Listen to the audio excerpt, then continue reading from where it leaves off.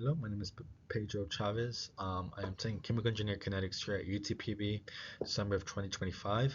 This is my presentation about the Krebs cycle and the production of ATP inside of the mitochondria. So I'm going to do an overview of the Krebs cycle, and then I'm going to talk about ATP, why ATP is important. We're going to go over the cycle, the reaction cycle, all 8 steps. We're going to talk about the limiting reactions, which one dictates how fast or slow the reaction goes. We're going to talk about some unanswered questions as well, which is still being researched, which ones are still being studied. Then we're going to talk about why I chose this topic, what made me interested in this, and then conclusion of ATP of the Krebs cycle. And then we're going to go over the summary of the Krebs cycle, um, how much ATP is produced, how much CO2 is produced, and how much coenzymes are produced. So the Krebs cycle is basically the energy producer produces energy inside of the mitochondria. As we know, mitochondria is the powerhouse of the cell, or that's what we were taught in high school. But basically, what happens is acetyl-CoA um, comes from the metabolism of proteins, fats, and carbohydrates from the food that we eat, which will form CO2 and generate NADHs and FADH2s, which are coenzymes, which will later go into your oxidation phosphorylation and produce ATP. Um, what does ATP stand for though? ATP stands for udesine triphosphate, which is the ultimate energy currency, which we have.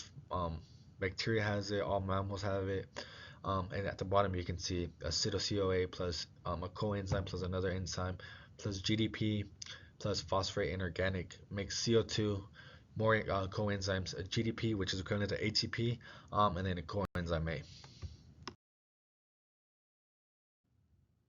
Why is it important? Without ATP, we wouldn't be able to produce energy from the food we eat. So that's the very important why ATP is needed. But other than making energy, ATP can synthesize DNA and RNA and also acts as a neurotransmitter, which relays messages between nerve cells. Um, and also is in charge of muscle contractions. So whenever you work out, ATP will be used up, and your body would make more ATP to make up for the ATP lost.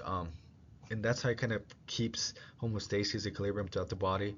Just make sure how much energy you need, and the Krebs cycle would produce it, depending on the ATP that you need.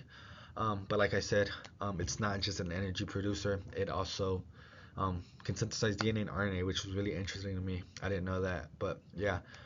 Um, for RNA, it would use the triphosphate and the ATP to make RNA, but for DNA, it's a little bit more complicated. ATP converts to deoxyribonucleotide or DATP by removing oxygen, and then go through more complex reactions to make DNA. Okay, so as we said, acetyl-CoA starts off the reaction that comes from your carbohydrates or from your fats and proteins from your food that you eat, combines with the oxalosative. As you can see, there's C4s and C2s. They will combine. Those are carboxyl groups. They'll make carbonyl groups. Let's go through this reaction. We'll go through some coenzymes. We can see the NAD pluses, the NADHs, and the FADH2s. Those are coenzymes. Those are your catalysts. So to go through those, like I said, those NADHs and FADHs will go to your electron transport chain and make ATP over there. That's at the outskirts of the membrane of the mitochondria. But yeah, basically what it is just carboxyls turning into carbonyls, going back and forth. Coenzymes reacting, being the catalyst and forming different structures. And at the very bottom, you can see it becomes GTP, which is very similar to ATP. But yeah, it's basically an overview of it, a brief overview, so you can kind of get an idea. So yeah, I added several reactions here, but the most important one is the second one, the isocitrate dehydrogenase, which means dehydrogenate. Um, but this is the limiting one. This is the one that, depending on how much ATP your body needs, it will produce or slow down the reaction. But as you can see, it's inhibited by how much, like I said, NADH or ATP your body needs. But basically, these are all the reactions. the first three are the ones that dictate the overall flux, but yeah, the second one is the limiting one, and the bottom one is just the ATP production. You can see, as you can see, the succinyl CoA, GDP, and then phosphorate inorganic are what makes ATPs. Okay, so since I'm in a little time crunch, I'm already 5 minutes and 30 seconds in. It's supposed to be a 7-minute presentation. I'm gonna go a little bit over, but I'm only gonna talk about the last one. How do cancer cells alter the Krebs cycle to support rapid growth? I didn't know cancer cells can alter the Krebs cycle, so it's still being researched, still being something that they're studying to this day. But it's still one of those unanswered questions that doctors, research scientists are still looking into, which is, if once they figure it out, can definitely help some lives, and hopefully help people get better quicker and faster, and in a humane way. So personal reflection. Why I chose this topic is because at the lab I work part time and we do ATP testing.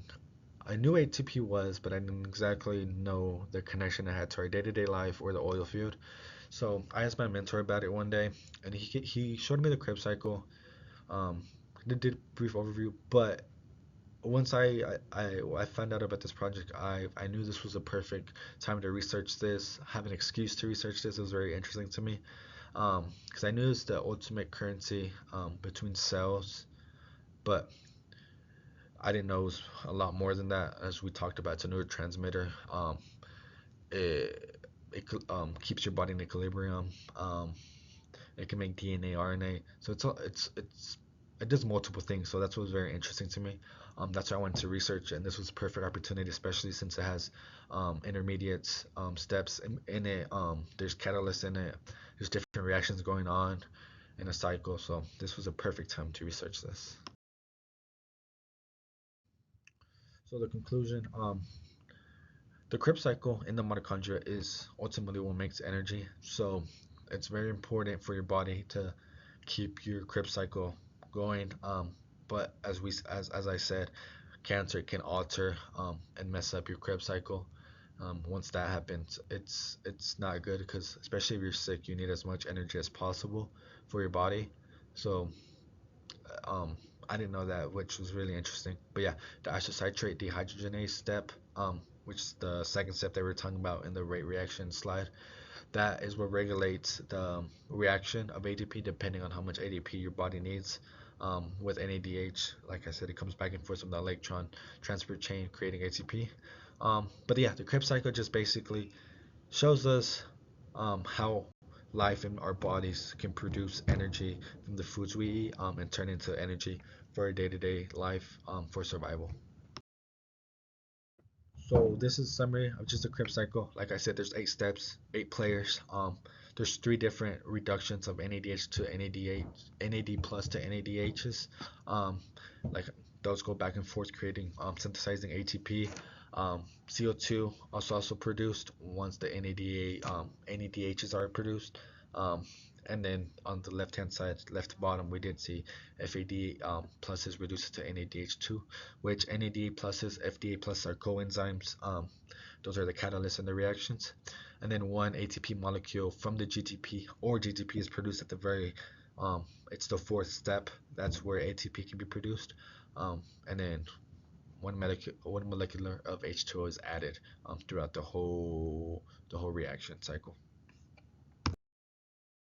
And then these are my references, so you can see all the references I used, all the articles I used, and also added the references for the pages that I used.